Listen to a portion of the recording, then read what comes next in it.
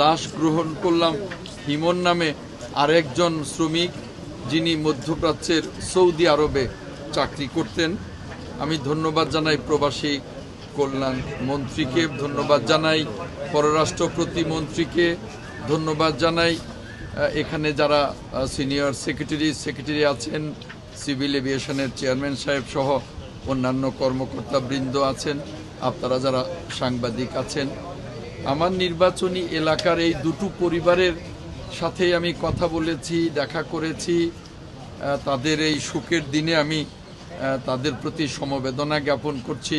তাদের পরিবারের শোক সন্তপ্ত পরিবারের জন্য আমি যে সামান্য কিছু অনুদান এখন পেলাম, সেই অনুদানের চেক এবং নগদ অর্থ আমি এটা হস্তান্তর সাথে একটা চেক হস্তান্তর করছি এবং সাথে আরেকজন হিমনের পরিবারকে আমি একটা চেক হস্তান্তর করছি এবং এদের জন্য যে দীর্ঘমেয়াদী আমাদের মাননীয় প্রধানমন্ত্রী জনাব তারেক রহমানের নির্দেশক্রমে যে দীর্ঘমেয়াদী সহায়তা, সেই বিষয়টা আমাদের প্রবাসী কল্যাণ মন্ত্রী বলেছেন।